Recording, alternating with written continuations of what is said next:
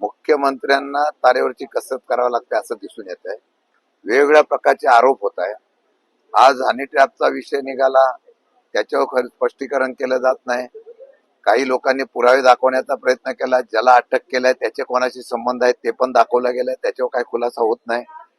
प्रत्येकाला वाचवण्याचा प्रयत्न करण्याची, खरं म्हणतं तर मुख्यमंत्री देवेंद्र फडणवीस यांचा आज वाढदिवस आहे, अजितदादांचा वाढदिवस आहे. आम्ही शुभेच्छा देतो, परंतु या शुभेच्छा देताना आम्हाला अपेक्षा अशी आहे की तुमची प्रतिमा जी आहे ती प्रतिमा खरं म्हणतं तर या सरकारमधल्या काही मंत्र्यांच्यामुळे, सरकारच्या कारभारामुळे मलिन होते. कधीतरी निर्णय घेण्याचं धाडस दाखवावं. सूरज चव्हाणावर कारवाई केली म्हणजे आपण त्या असलेल्या प्रकाराला न्याय दिला अशा प्रकारची भूमिका होत नाही. आजच मला कळलं की माणिकराव कोकाटे यांनी बैठक प्रेस घेतली आणि त्यांनी सांगितलं की अशा प्रकारचा माझ्यावर जाणीवपूर्वक आरोप केला गेलेला आहे, मी काय राजीनामा देण्यासारखी परिस्थिती नाही. असं आहे की इतका असंवेदनशील अशा प्रकारचा मंत्री बोलत असतील आणि धाडसाने स्वतः वरिष्ठांची चर्चा केली का मला माहित नाही. जर त्यांनी अशी प्रेस घेऊन जर खुलासा केला असेल तर त्यांना वरिष्ठ पाठीशी घालतायत का सरकार मधले मुख्यमंत्री पाठीशी घालताय अशी शंका यायला लागलेली आहे. लोकांमध्ये तीव्र नाराजगी असताना जर मंत्र्यांच्या असलेल्या चुका, मंत्र्यांच्या असलेलं करप्शन, मंत्र्यांचा असलेला भ्रष्टाचार, मंत्र्यांच्यावर होणारे आरोप याच्या बाबतीमध्ये जर कारवाई करण्याच्या संदर्भामध्ये निर्णय होत नसेल तर ही सरकारची हतबलता आहे. सरकार टिकवण्यासाठी मुख्यमंत्र्यांना अशा पद्धतीने किंवा भाजप सारख्या अशा पक्षाला या पद्धतीचा निर्णय घेणं भाग पडत असेल तर मग मला वाटतं की दुर्दैव आहे.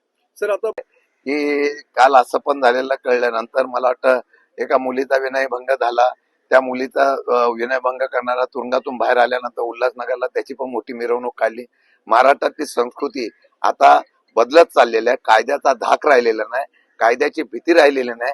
त्यामुळे या अशा प्रकारच्या पक्षांनी अशा प्रकारच्या व्यक्तींना प्रोत्साहित करणे म्हणजे त्यांचा उत्साह वाढवणार आहे. त्यामुळे आता काय ह्याच आता महाराष्ट्रात असंच बघावं लागणार आहे.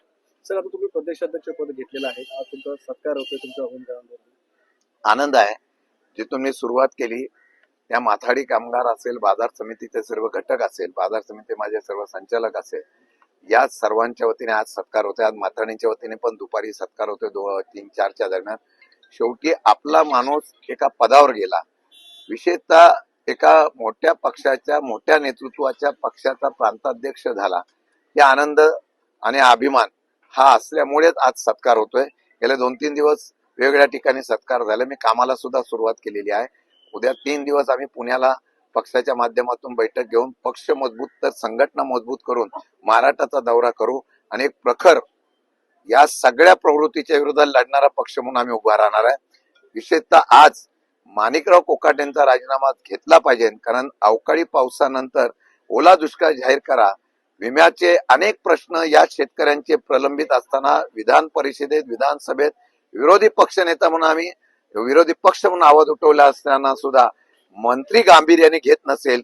शेतकऱ्यांची चेष्टा आहे आणि मंत्री गांभीर्याने न घेता समोर जे बोलतात त्यांचं ना ऐकता रम्मी खेळत असेल, ते यासारखं महाराष्ट्रामध्ये दुर्दैव आहे.